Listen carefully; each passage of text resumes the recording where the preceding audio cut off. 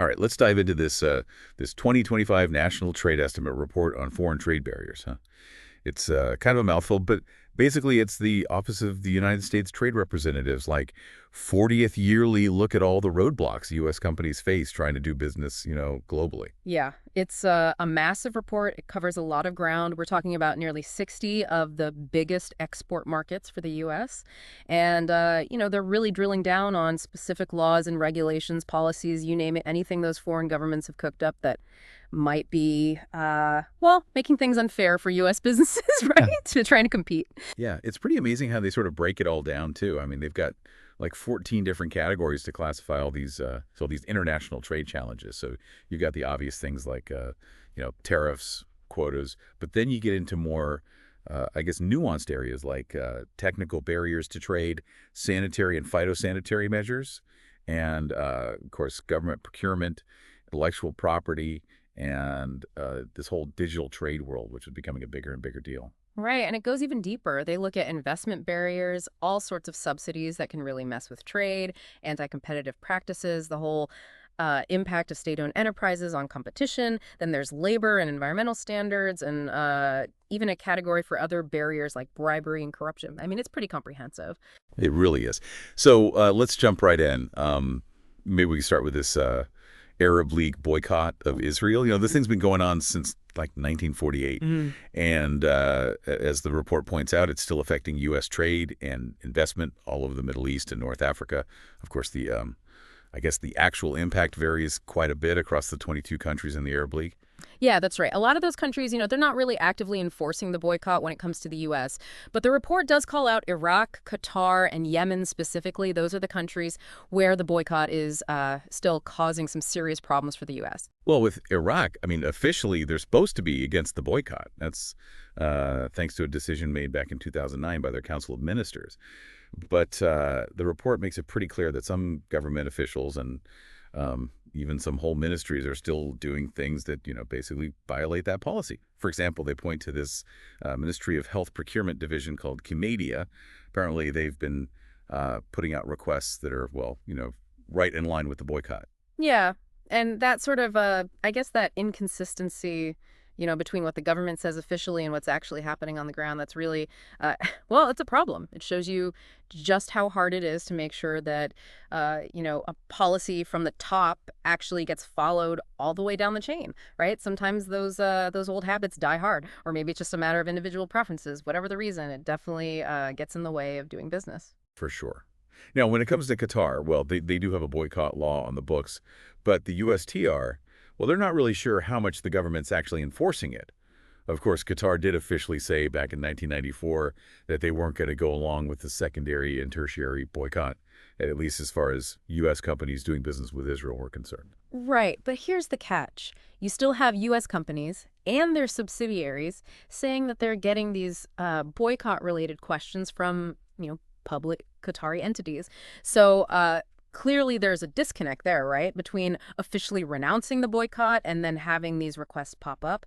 It makes you wonder if there aren't some unspoken rules or maybe some kind of informal pressure that U.S. businesses have to navigate over there. Definitely something to watch. Uh, Then there's Yemen. They supposedly gave up on the secondary, tertiary boycott stuff back in 1995. Yeah. But they're still enforcing that primary boycott, the one that directly targets any trade with Israel. Yeah. And it seems like they're also sticking with at least some parts of the secondary and tertiary boycott, too. Yeah, and the situation in Yemen, I mean, with all the political chaos going on, it really makes things, even more complicated, right? The report basically says that right now there's just no way to know for sure what the official stance is on the boycott. And that kind of uncertainty, that's a huge red flag for any U.S. business thinking about, getting involved over there. No doubt. So let's shift gears a little bit and talk about investment barriers, starting with Australia. The report brings up this recommendation made by a New South Wales parliamentary committee back in 2019. It was about compensating investors, including U.S. shareholders, who got burned when a mining project was canceled in 2014. Right. And what's interesting is when the New South Wales government pulled the plug on that project, they also passed a law specifically saying that nobody could get any compensation because of the cancellation. So even though that parliamentary committee recommended making things right, paying those shareholders back, the New South Wales government, Well, they haven't done anything about it. And Yeah. that's got to be worrying for foreign investors. I mean, it really makes you question how safe your investment is going to be, right? Yeah, absolutely. Now, switching to Bangladesh, the report really highlights this problem with getting your money out, repatriating investment-related capital. Hmm. They say the whole process is super cumbersome, lacks transparency, and it often takes forever. We're talking about some companies waiting over a year just to get approval for their repatriation applications. Yeah. And U.S. companies trying to, send their money back home, they're facing these massive delays trying to get the okay from regulators. And you can't even think about getting central bank clearance until you have all those regulatory approvals. Now, the good news is that the interim government over there has said that they're going to set up some formal repayment agreements to deal with all those outstanding balances. And they also say they're going to try to make the whole bureaucratic process a little less painful. But, actions speak louder than words. So I think the U.S. is going to be watching pretty closely to see if they actually follow through on those promises. Definitely. All right, let's move on to subsidies, and we'll stick with Bangladesh for this one, too. The report goes into detail about their agricultural subsidies. They've got things like government sets support prices for grain, and they're also giving farmers a break on the cost of key inputs. Things like fertilizers, diesel fuel, electricity for irrigation, and even agricultural machinery. Yeah, but here's the thing. While Bangladesh has told the WTO Committee on Agriculture about some of their support measures, they haven't mentioned anything about the help they're giving for diesel fuel and agricultural machinery. And they've never given the WTO Committee on Subsidies and Countervailing Measures any information about their subsidies at all. Interesting. So, on top of that general agricultural support, they're also giving out cash incentives for exporting certain agricultural products, and the amount you get depends on how much value is added domestically. The report mentions vegetables, fruits, and processed agricultural products as, examples. Yeah, and get this. Any industry in Bangladesh that exports over 80% of what they produce can get a 50% break on their income tax for those export earnings, as long as they're not already paying a lower tax rate. They also offer cash incentives for exporters in 43 specific sectors. These range from 1 to 20%, but the product has to have at least 30% domestic value added for the exporter to qualify. Now, because Bangladesh is classified as a least developed country, the WTO's ban on export subsidies doesn't apply to them, and they're really pushing to keep that exemption even after they're no longer considered an LDC. Hmm, interesting. Well, let's talk about labor rights now. The report reminds us that the U.S. suspended Bangladesh's GSP tariff benefits back in 2013. That was because Bangladesh wasn't meeting the requirements for worker rights, especially in the ready-made garment sector. The main concerns were fire safety, building safety, and, workers' right to form unions and bargain collectively. And as of the end of 2024, Bangladesh still hasn't met those requirements, so they're still not eligible for duty-free treatment. That's why in April 2024, the U.S. government came up with this 11-point labor action plan for Bangladesh. Yeah, the report lays out the main points of that plan. It's all about making sure that workers can form and join independent trade unions without being afraid of, retaliation. They also want to make sure that there are strong measures in place to hold people accountable for violence against workers and to improve the whole system of labor inspections, making sure that workplaces are actually following those health and safety regulations. The U.S. government actually presented this plan to Bangladesh at a meeting in Dhaka back in April 2024. It was one of those TNTFA intercessional meetings. Yeah, and, the whole focus on independent trade unions, that's a really big deal. It's about protecting the basic right of workers to organize and, bargain for better conditions, and making sure that there are consequences for violence against workers and that safety inspections are actually effective. Well, it's just essential for creating decent working conditions in a sector that's so important to Bangladesh's economy. Absolutely. All right, let's move on to electronic commerce and the whole world of digital trade barriers. Brazil's got this general law for the protection of personal data. They call it LGPD. And the report points out that it puts some limits on how personal data can be transferred internationally. Yeah, the rules for those restrictions came out in August 2024, and they gave companies 12 months to get everything in order. But the problem is, the report says that they've been dragging their feet on implementing these approved mechanisms for international data transfers. Things like certifications, codes of conduct, and standard contractual clauses. And that delay is causing a lot of uncertainty for businesses that are used to, processing and sharing data across borders. The U.S. has been encouraging Brazil to work more closely with those companies to figure out these implementation and enforcement issues. Okay. Now, Canada's got this Online News Act, also known as Bill C-18. It's another pretty big development. The report says that this law makes designated online platform companies negotiate payment agreements with Canadian news providers for any news content that people access through their platforms. Right. And the interesting thing about this law is that it gives the Canadian Radio, Television, and Telecommunications Commission, that's the CRTC, a whole bunch of new regulatory power over the Canadian news industry. So they get to decide who counts as a journalist, who qualifies as a news business, and even how much compensation those platform companies have to pay. The U.S. is keeping a close eye on how this whole thing plays out, the implementation and the consequences. Got it. Now, Chile also jumped into the data protection game in December 2024 with their data protection law, or DPL, and the report says that this law could also create some hurdles for digital trade. Basically, it says that any country receiving data transfers from Chile has to prove that they've got adequate data protection, meaning it has to be similar to Chile's own privacy standards. Yeah, and if a country hasn't gotten that formal approval for their data protection standards, then companies have to use these pre-approved contractual clauses for any data transfers. But U.S. stakeholders are saying that the guidelines for those clauses aren't clear enough. And they're also complaining that some of the key terms in the law are, well, they're not really defined precisely, which is creating a lot of uncertainty for companies operating in this area. So the U.S. is working with Chile to try to smooth things over, including through those multilateral data privacy certification frameworks. The goal is to make those international data transfers a little easier. Makes sense. All right, let's switch over to government procurement now. The report talks about this draft measure in China that deals with how they define domestic products for government procurement purposes.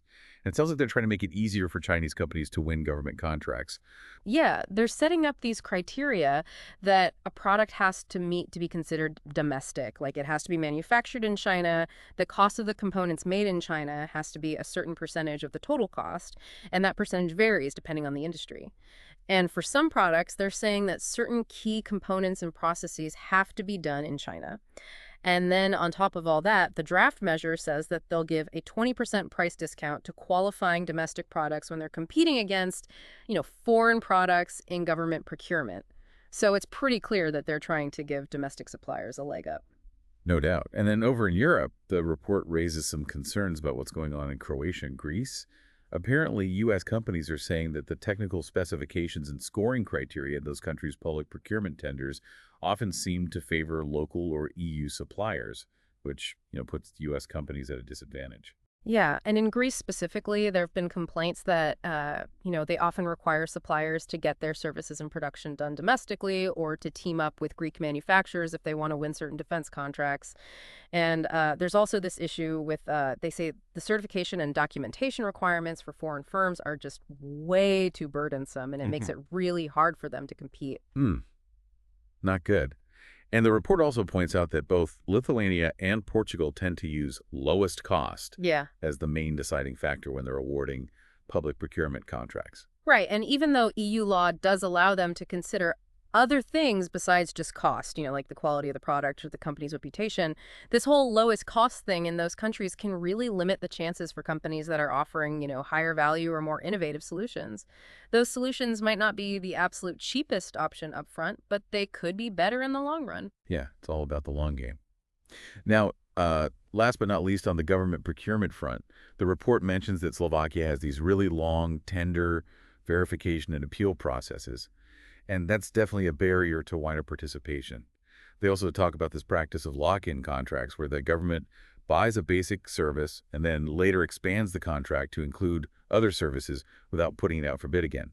And that's making it harder for U.S. firms to get a foot in the door, especially in the IT sector. Yeah, those long processes and the whole locking contract thing, they really make things tough for new companies, including U.S. companies that are trying to break into the government contracting market over there. All right, let's wrap things up with intellectual property protection.